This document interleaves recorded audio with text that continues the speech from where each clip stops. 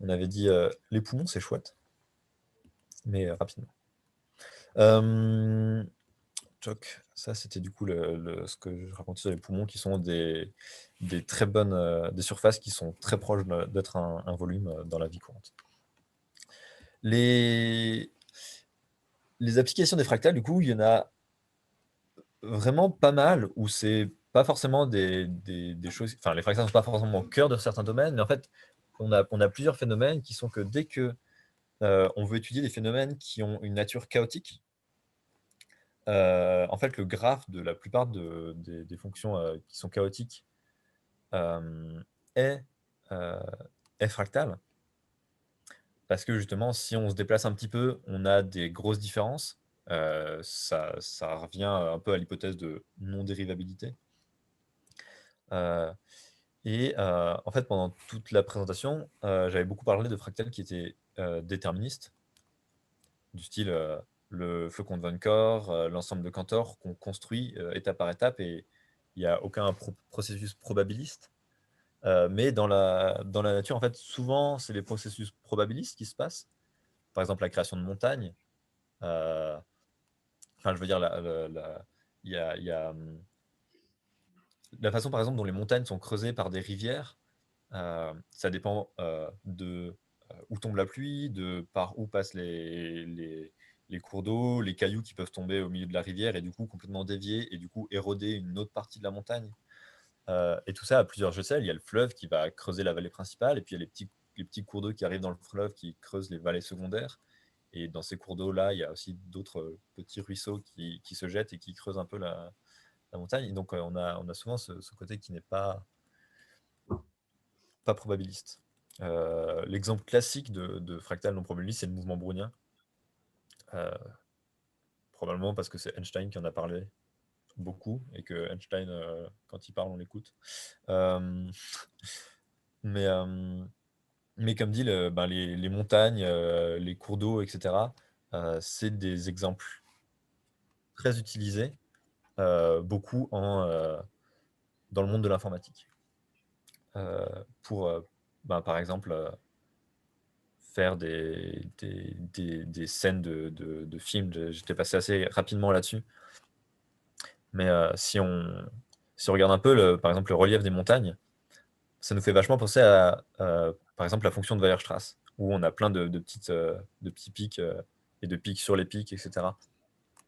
Et en fait, c'est d'une façon très analogue que ces images sont créées ou que les terrains sont créés à partir de ce qu'on appelle du bruit. Souvent, c'est du bruit de perlin, mais des fois, on peut utiliser du bruit blanc, etc. C'est des fractales qui se comportent en fait vraiment bien et qui sont pour le coup probabilistes. Euh,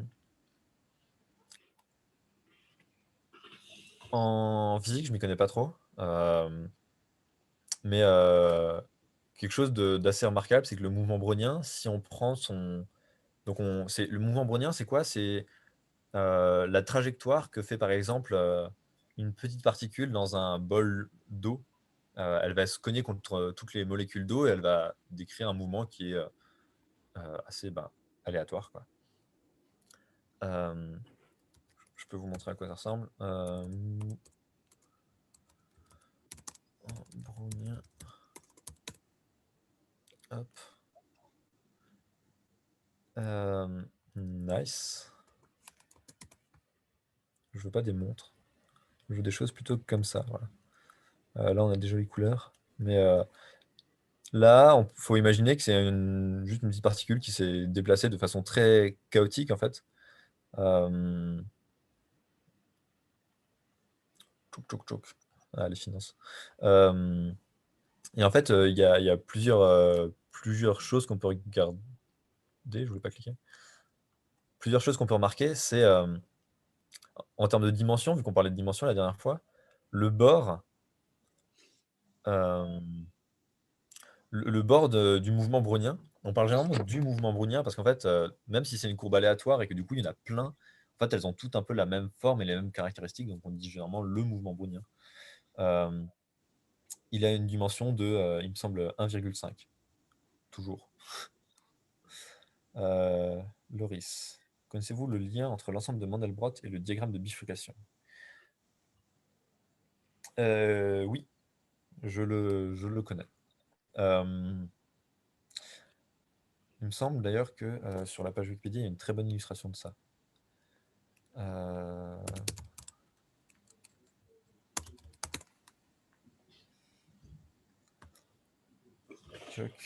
Alors, voilà.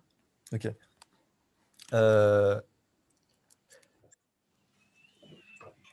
Donc Loris me parle de deux fractales différents, donc l'ensemble de Mandelbrot, dont on a un peu parlé et qui ressemble à ça, et le diagramme de bifurcation. Cette fonction-là, qui est une représentation de ce qu'on appelle la fonction logistique, on a pas mal de liens avec l'ensemble de Mandelbrot parce qu'en fait, les expressions se ressemblent beaucoup. Si on regarde comment est défini ce truc-là, en fait, c'est ce qu'on appelle un diagramme de bifurcation. Et souvent, j'imagine le risque que par le diagramme de bifurcation, tu voulais appeler celui-là. Enfin, tu voulais dire celui-là parce que c'est celui qui a le lien le plus. Enfin, un lien très clair avec celui de Mandelbrot. En fait, un diagramme de bifurcation, c'est quelque chose d'assez utilisé en général justement pour étudier les phénomènes chaotiques. Comment c'est fait?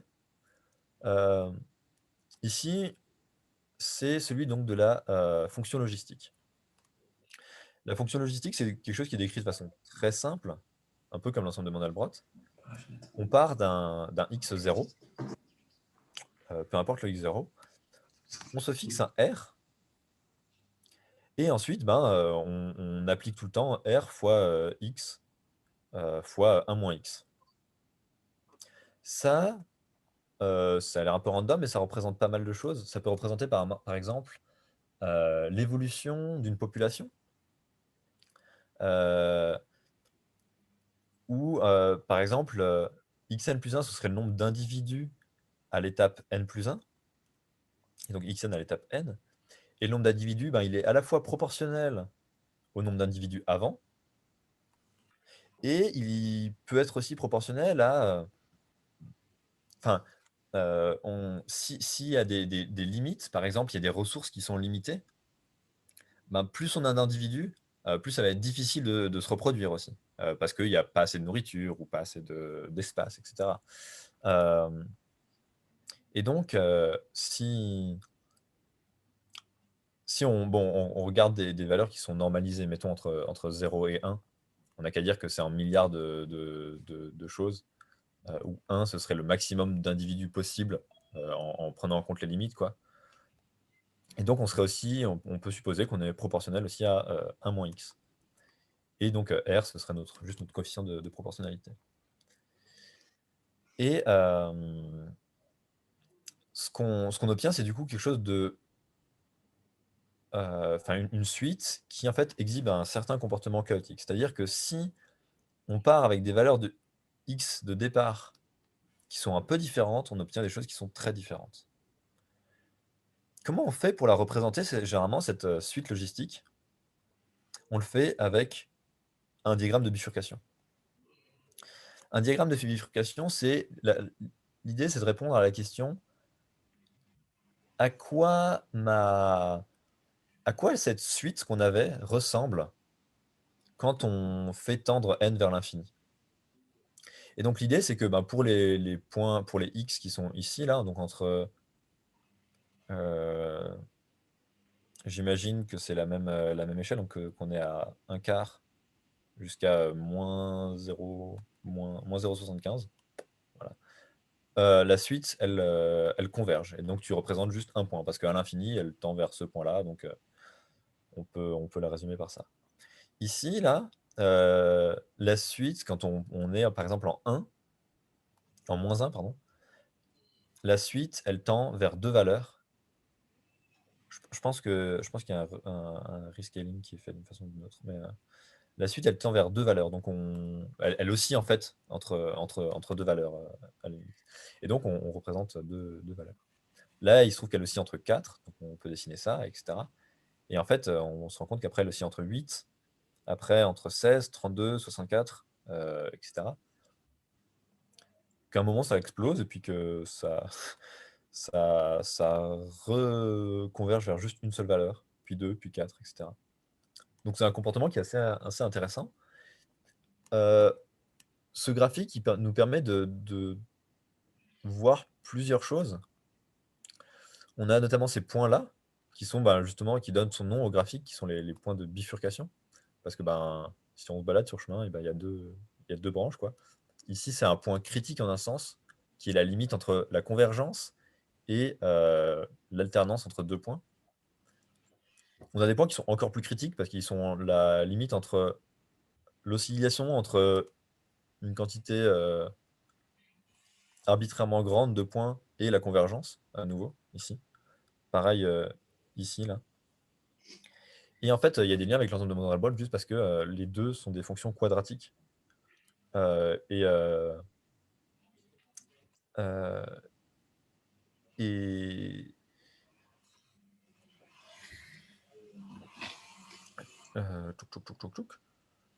et du coup, en fait, si tu... Alors, le graphique, là, généralement, tu le fais avec quoi? Tu fais varier X ou R?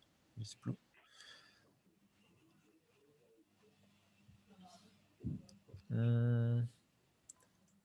Tu fixes R.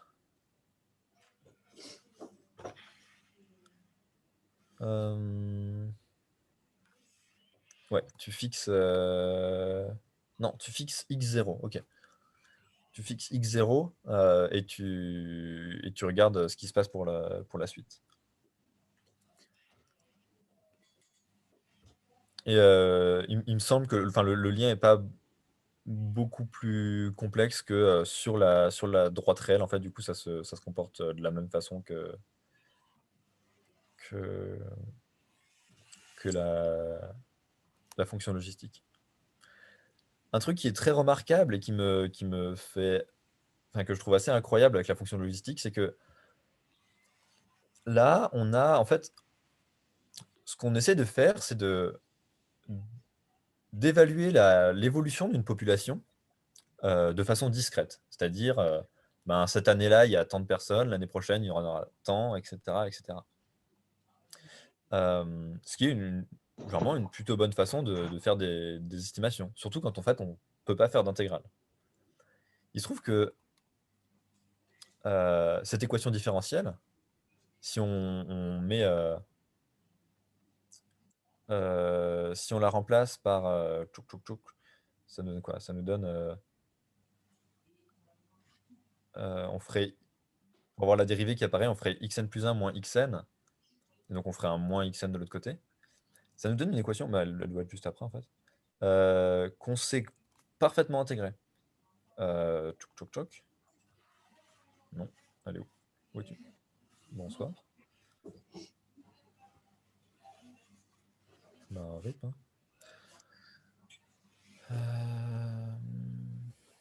La page en français peut-être?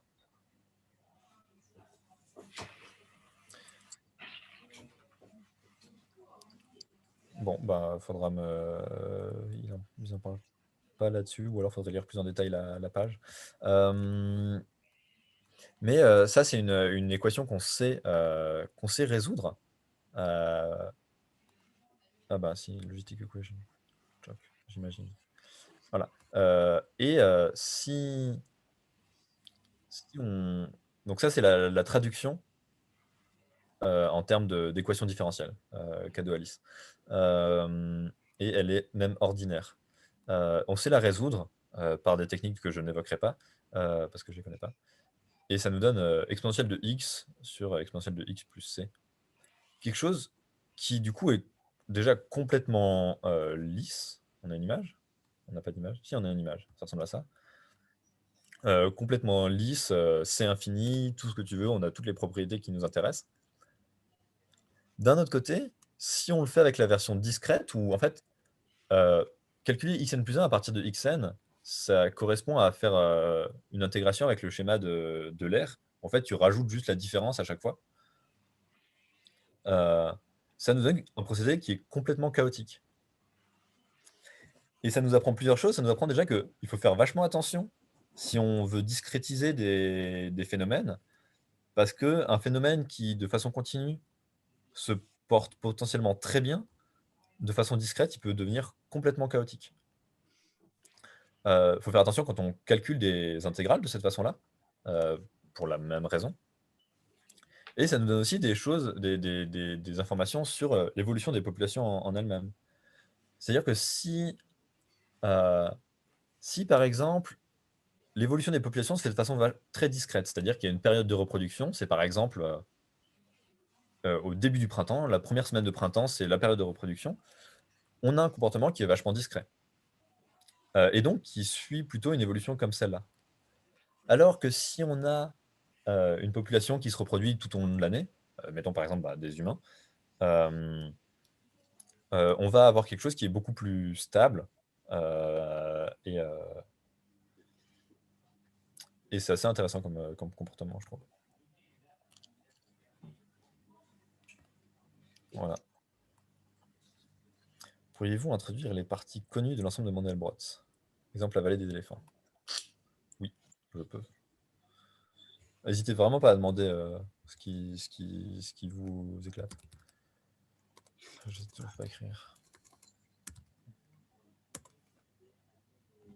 Hop. Un truc qui est assez incroyable avec l'ensemble de Mandelbrot, c'est sa complexité. Et aussi le fait qu'il a été pas mal étudié, et donc on a plein par des amateurs surtout, beaucoup. Euh, et du coup, il y a plein d'endroits assez connus. La dernière fois, j'avais dit que si on zoomait par ici, on retrouvait une autre copie de l'ensemble de Mandelbrot, mais juste avec des petites antennes en plus. Et si on dézoome et qu'on va vers ici, on appelle ce qu'on appelle la vallée donc, des hippocampes. Je pourrais parler d'astronomie un petit peu, mais je connais pas grand-chose. Enfin, un petit peu, ouais. D'ailleurs, si on va de l'autre côté, l'ensemble de Mandelbrot symétrique, on voit les hippocampes du coup dans le bon sens, avec la queue qui s'enroule ici, leur tête là.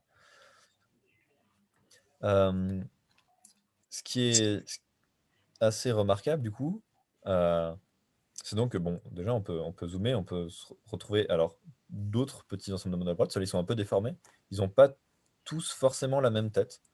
La règle générale, c'est même plutôt qu'ils sont soit un peu déformés, soit qu'ils ont des excroissances.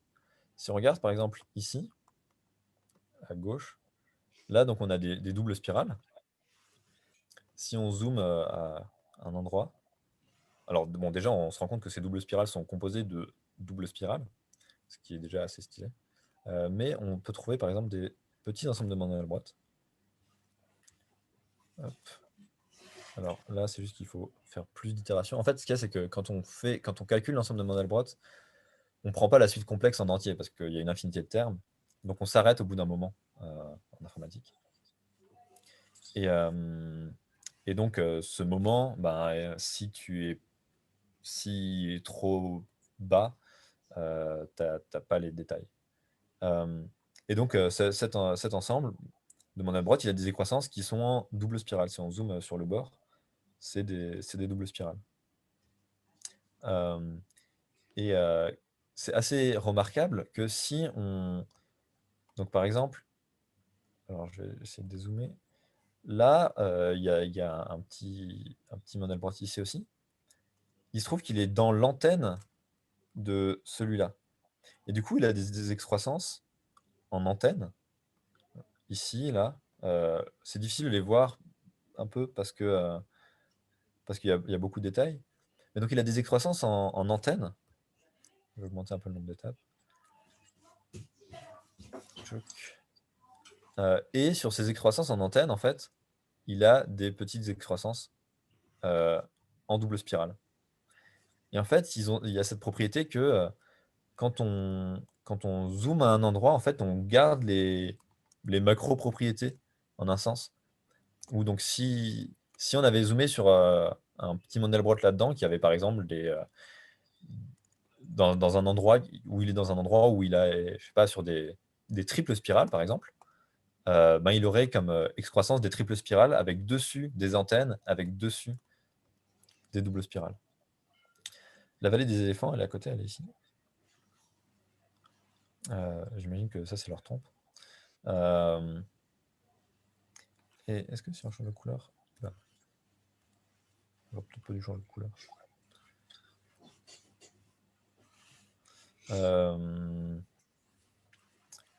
Ou ici, c'est des. Ici, c'est une simple spirale ou une double? Non, c'est une simple spirale. Mince.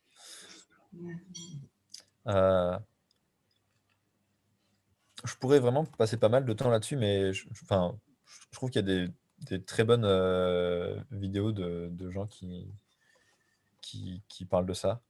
Je pourrais vous en passer une ou deux en lien si vous voulez.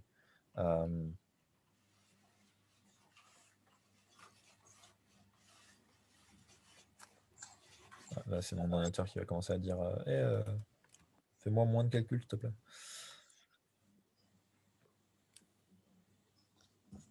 Et c'est vraiment quelque chose qu'on pourrait passer.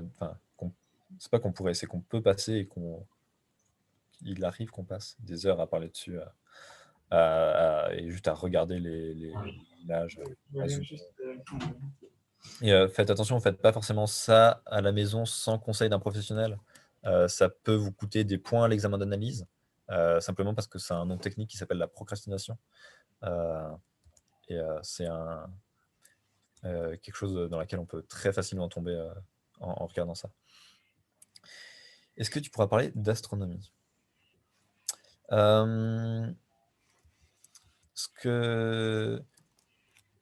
Du coup, la dernière fois, j'avais vite fait dit que en astronomie, on pouvait notamment étudier bien les cratères de la Lune parce que ça nous donnait. Ils avaient une structure fractale avec des petits cratères dans des gros cratères, etc. Et qu'on pouvait en déduire des données sur la densité d'astéroïdes qui arrivent, etc.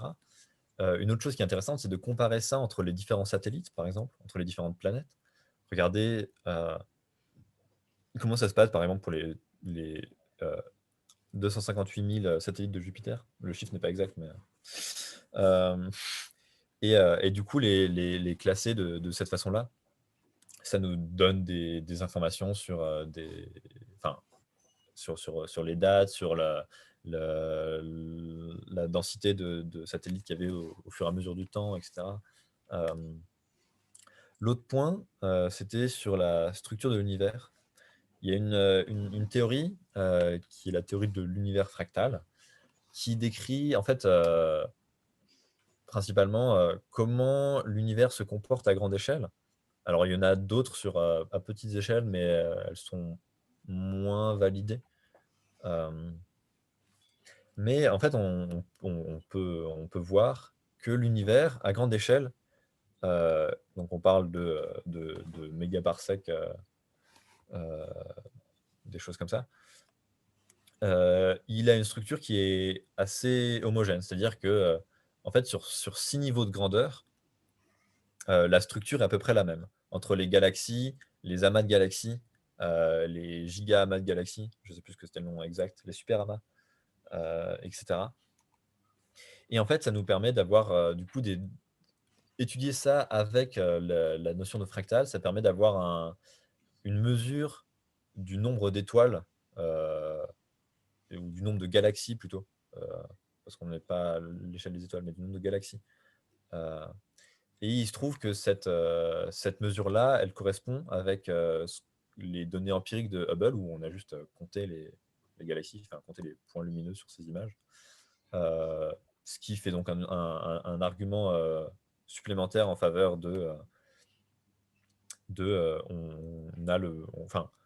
on connaît le bon nombre de galaxies qu'il y a dans l'univers observable, par exemple. De même, si tu veux te renseigner plus, il y a une page Wikipédia dessus.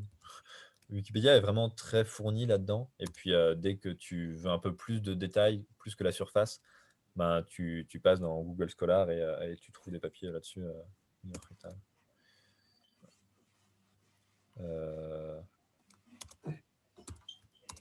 Ouais.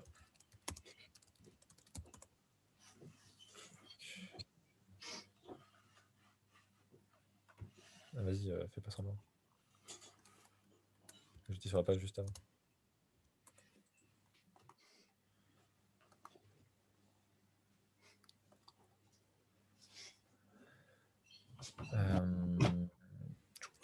Ouais. J'ai regardé des vidéos pire. Bah, je sais pas à quel point il y a des vidéos dessus, je sais pas. Mais ouais, t'as des articles. Est-ce que le coloriage de ton code représente quelque chose? Alors, non, je vais pas prendre ça. Je vais prendre.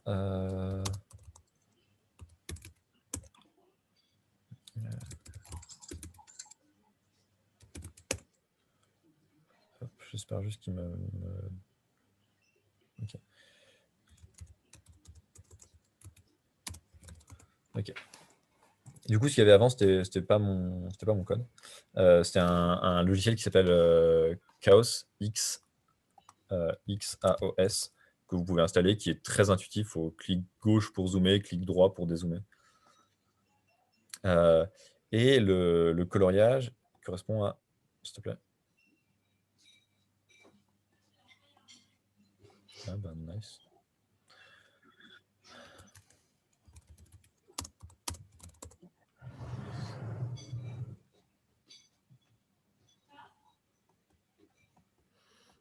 Pourquoi c'est une version qui ne marche pas?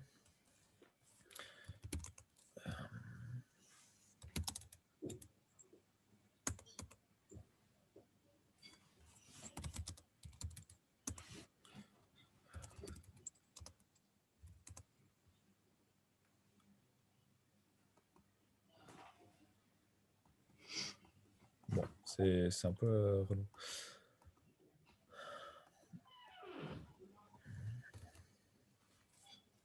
Mais le coloriage, il correspondait en fait au nombre d'étapes avant qu'on se rende compte que, ça a divergé. C'est-à-dire que quand tu calcules l'ensemble de Mandelbrot, informatiquement, comme dit, tu prends déjà qu'un nombre fini d'étapes, parce que tu n'as pas envie que ton programme il tourne à l'infini. Et du coup, tu prends un nombre fini d'étapes et il te faut une condition pour te dire, est-ce que mon point il est dedans ou est-ce qu'il n'est pas dedans? Et en fait, cette condition, tu en as une qui marche bien, qui est de, si à un moment ton point a un module qui est plus grand que 2, alors tu peux prouver que ta suite, elle va diverger.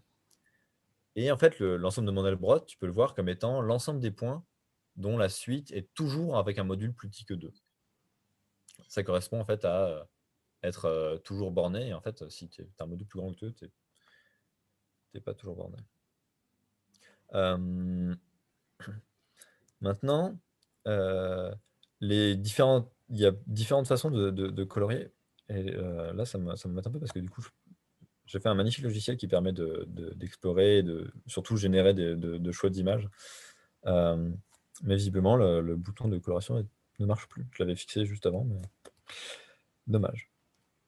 Ce qu'on peut faire, parce que c'est assez intéressant les différentes colorations.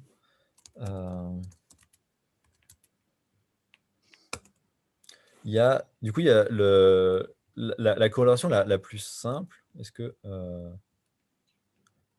c'était celle qu'utilisait le logiciel, qui correspond en fait à juste selon le nombre d'étapes que tu mets jusqu'à ce que ton nombre complexe soit plus grand que 2, tu lui associes une couleur. Le plus simple, c'est de dire que tu mets du blanc si il sort en une étape, du noir s'il sort en 200 étapes, et puis tu interpoles linéairement entre. Maintenant, ça peut donner des choses assez jolies, mais on remarque on remarque que du coup, le coloriage n'est pas continu, c'est-à-dire que ça fait des bandes. Là, ici, c'est par exemple les points qui ont divergé en 300 étapes. Ici 301, ici 302, ici 303. Et ça, disons que ça peut être plus plaisant d'avoir un coloriage qui est continu. Et donc, il faudrait en fait interpoler entre... enfin, une façon, c'est d'interpoler. C'est-à-dire que si ton point, il dépasse 2, il peut dépasser 2 de plusieurs façons. Il peut arriver à un module de 2,1, ou il peut arriver à un module de 3 ou 3,9.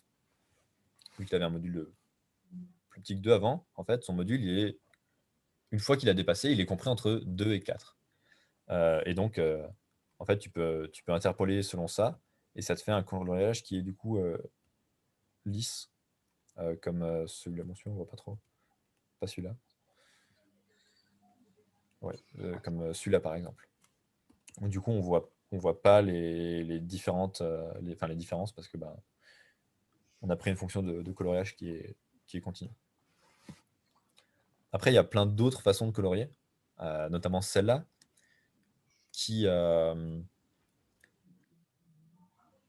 représente non pas le nombre d'étapes que tu as mis avant de te rendre compte que tu divergeais, mais celle-là, ça représente la courbure moyenne en fait, de ta suite. C'est-à-dire que une suite, elle va ressembler à ça. Euh,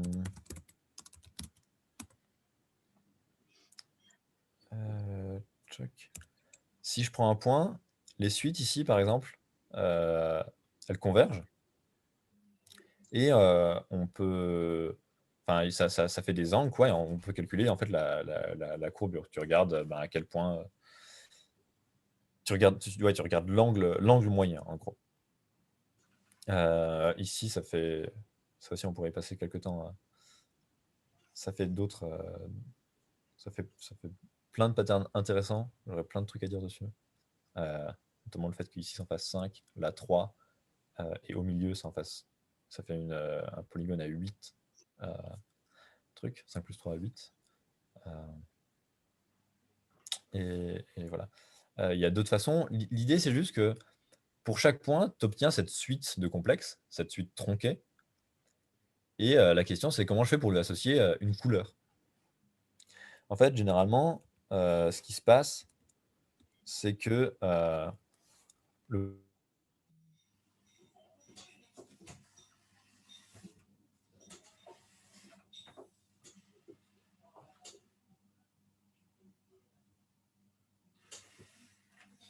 suite finie, c'est-à-dire les 200 premières itérations, par exemple, ou les 2000 premières itérations.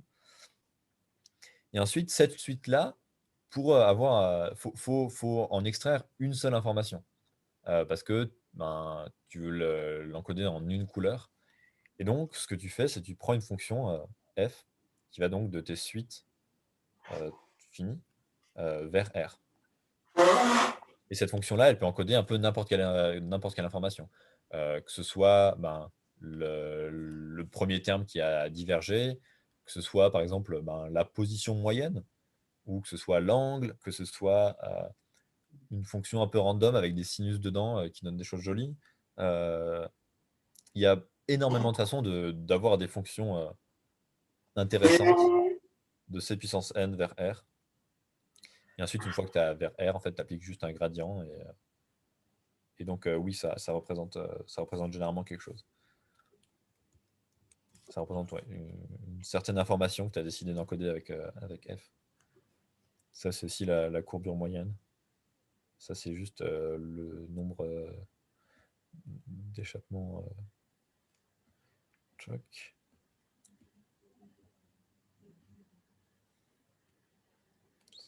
Ça, c'est aussi avec la courbure, il me semble. J'ai eu beaucoup de mal à le différencier avec un autre coloriage qui est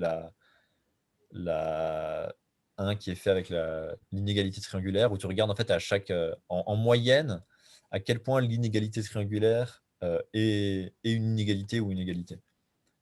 Ou en gros, tu regardes si tes 3 points ils sont très alignés ou pas alignés. Ça ressemble beaucoup à la courbure, mais c'est une façon de calculer un peu différente.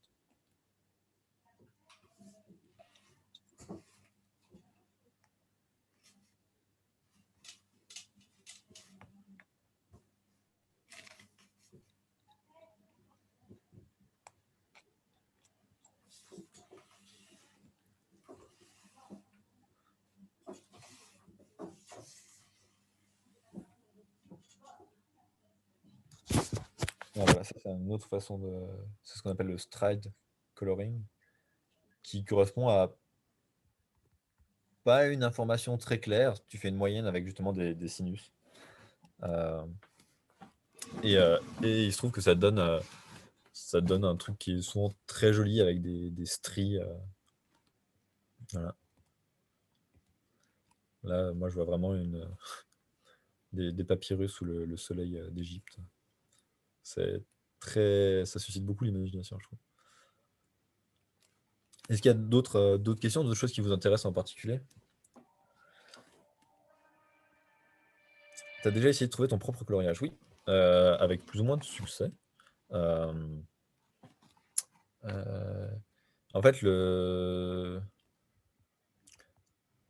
y en a un. Alors, il se trouve que j'ai trouvé plusieurs fois mon propre coloriage, mais c'est des choses qui avaient déjà été faites, mais juste j'en avais pas conscience. Où c'était. Je, je regardais. Il y en a un qui est assez sympa, qui donne souvent des résultats moches, mais de temps en temps qui est sympa, qui est de regarder.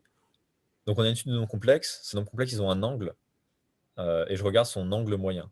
En fait, c'est une façon un peu de regarder surtout vers où est-ce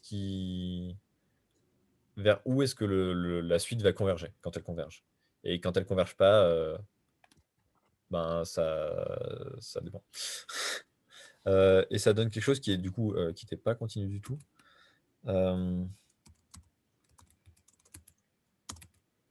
hmm, Est-ce que cette fois-ci ça va marcher? L'informatique, c'est pas déterministe, donc si tu fais plein de fois une même chose, ça peut marcher au bout de la. Euh, ok, ce qu'on va faire, c'est. euh,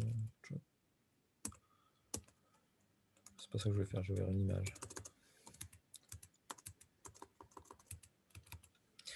Je connais quelqu'un qui a une super chaîne YouTube avec plein de belles images de l'ensemble de mon aile droite. Nice. Ah, les pages de Penrose, c'est le feu.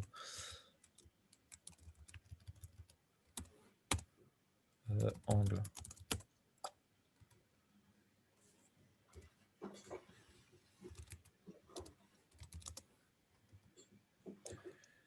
Choc, choc, choc. Ok.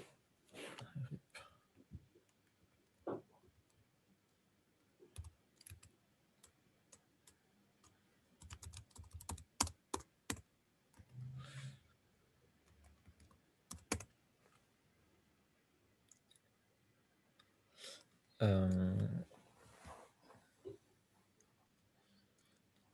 Si jamais un truc qui est rigolo, c'est que cette fractale-là, elle pave le plan. Tu peux. Ah, voilà. Du coup, ça, c'est le coloriage que j'ai inventé. Ici, on n'a pas beaucoup de contraste, visiblement.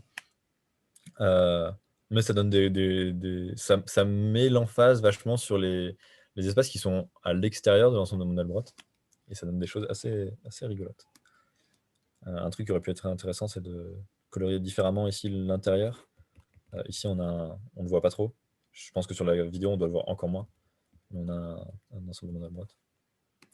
Toujours, ils sont partout. Et voilà. Mais du coup, ouais, cette fractale pave le plan, en fait, tu peux, en prenant de deux tailles différentes, en fait, en emboîtier une là-dedans, et ensuite ça marche.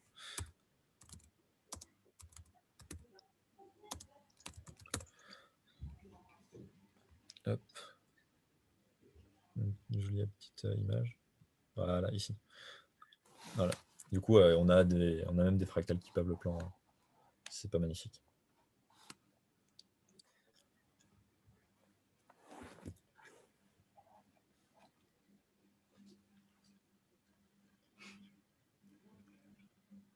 D'autres questions?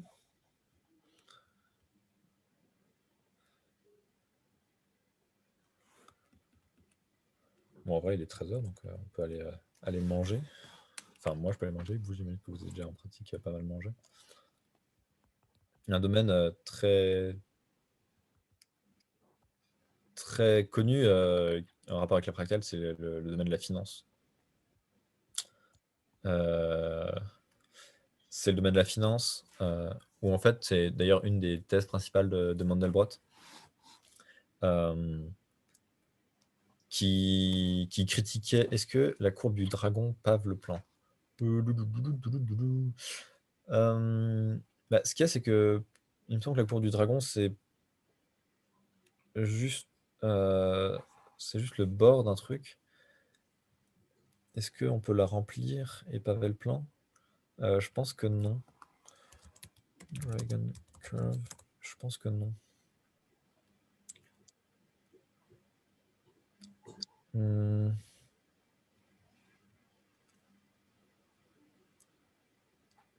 Ah. Non, je pense qu'elle pave pas le plan. Je pense qu'elle pave pas le plan, ça m'a l'air difficile.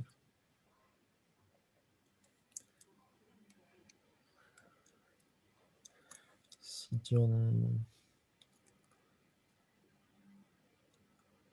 Ok, peut-être. Peut-être. Faudrait regarder plus en détail, mais je sais pas. Ah bah visiblement oui. Visiblement, elle pave le plan. Voilà, Oh.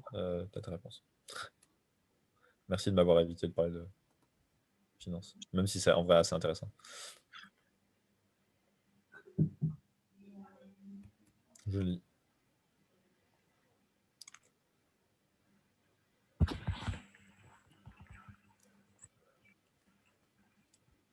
En tout cas, du coup, on l'a pas fait. Une des options, c'était de coder quelque chose pour dessiner des fractales. Sachez que c'est extrêmement simple et mais ça peut rapidement devenir plus complexe et c'est très facile d'y passer beaucoup de temps. La preuve, hein, c'est moi. Coucou. Mais oui. Je comprends pas pourquoi ça marche plus.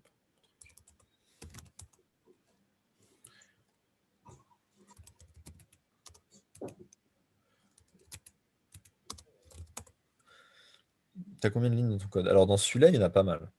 Il y en a pas mal parce que j'ai passé à peu près toute la session toute la période de révision c'était quoi, de mon BA3 à faire ça. Et du coup, si on fait un petit clock, on a 1500 lignes de Python et il compte pas tout parce qu'il y a il y a des lignes de code qui sont en KV, qui est le format de Kiwi, qui est le truc que j'utilise pour faire des interfaces graphiques beaucoup trop facilement. Mais donc, ouais, je pense qu'au total, il y a à peu près 2000 lignes, quoi. Mais c'est quelque chose qui se fait itérativement, quoi. Au début, tu commences avec... alors là, je pense que vous voulez pas grand-chose. Non, ce qu'on va faire, c'est... Choc. Ça marchait.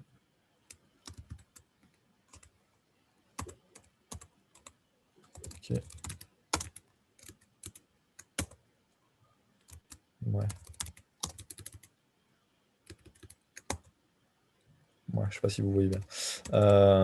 Mais une façon, la façon la plus simple, c'est juste comme ça, en 24 lignes, et encore, j'ai des seules lignes, j'ai des commentaires. On peut produire un ensemble de Mandelbrot qui ressemble à ça. Après, si tu veux en faire une image, il faut juste, à la place d'afficher des petits arrobas partout, il faut juste mettre des pixels noirs dans une image. Et puis, ça te fait... ça te donne ça. Alors, il va falloir juste que j'affiche l'image. Elle est où? C'est out.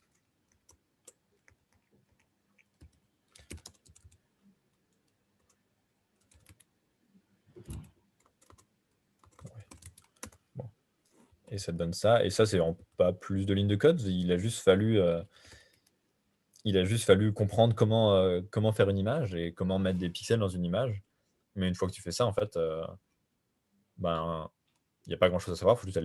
Faut aller sur Internet, comment faire une image. Et puis ensuite, pour chaque pixel, tu regardes un peu les maths que tu veux faire. Tu fais une boucle qui fait tes itérations. Et ensuite, tu regardes comment tu veux les encoder.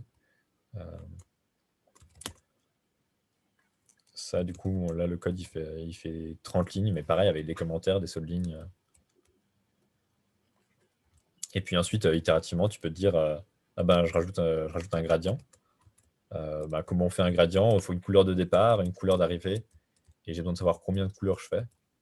Et puis entre, j'interpole linéairement. Interpoler linéairement, tu sais faire, donc c'est juste des maths. Et des maths affines en plus, donc ça va. Et ensuite, à la place de juste mettre le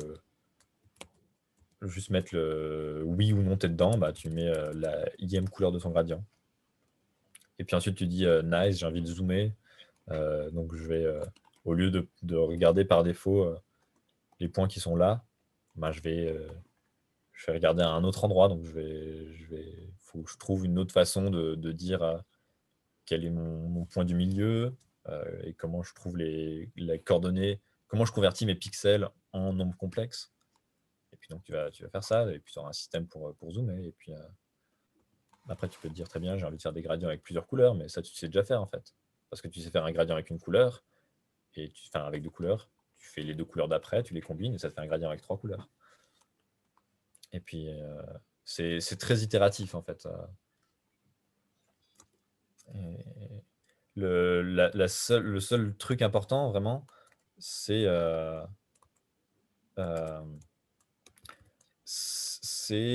peu comme toujours en programmation en maths, c'est que tu peux tout faire, et de façon simple, si tu sais faire deux choses. Si tu sais découper ton problème en petits morceaux, plus simples, et si tu sais exprimer tes problèmes précisément, alors tu peux tout coder. Et en maths aussi, tu peux tout résoudre.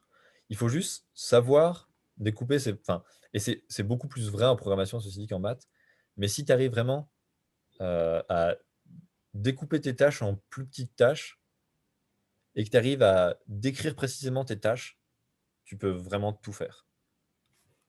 Et j'aurais parlé plus de ça si on était parti plus sur la partie programmation. Mais pour moi, à mon sens, c'est vraiment les seules choses qu'il faut savoir faire si tu veux savoir coder quoi que ce soit. Le calcul intégral inutile, ouais. En maths, c'est souvent ce que tu fais aussi. Tu te dis, bon, souvent, la différence avec les maths, c'est que les maths, souvent, c'est j'ai un petit truc trivial que je sais faire et j'ai encore un gros problème.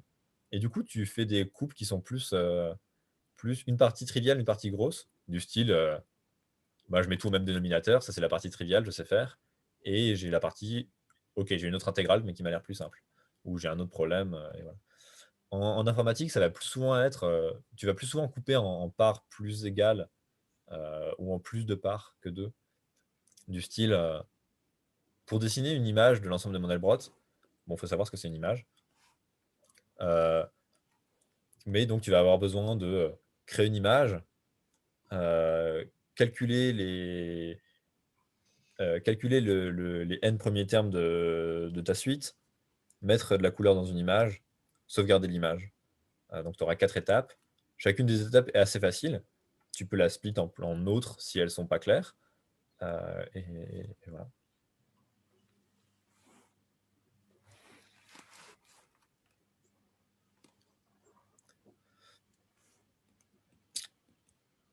Et là, c'était comment on fait pour... donc une image, c'est un peu une fonction qui a un pixel associé à une couleur. Un pixel, du coup, ça veut dire que ton domaine, c'est une matrice quoi, de W pour la width et H pour la height, par habitude. C'est juste une matrice, quoi. Et donc, comment tu fais pour lui associer une couleur? Toi, tu sais qu'à un moment, tu as envie de passer par l'ensemble de Mandelbrot. Donc, il faut que tu associes à chaque pixel un nombre complexe. À ce nombre complexe, il faut que tu lui associes sa suite. Cette suite, il faut que tu récupères une information, peu importe laquelle, mais il en faut une, quoi.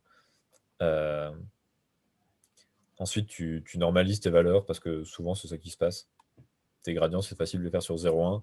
Et en fait, avant, tu vas peut-être dans R, mais tu auras quand même une valeur maximale, une valeur minimale, étant donné que tu as un nombre fini de valeurs. Donc tu dis qu'elles sont entre 0 et 1, et puis entre 0 et 1, tu appliques ton gradient. Et ça, c'est une façon du coup de découper le problème en parties simples.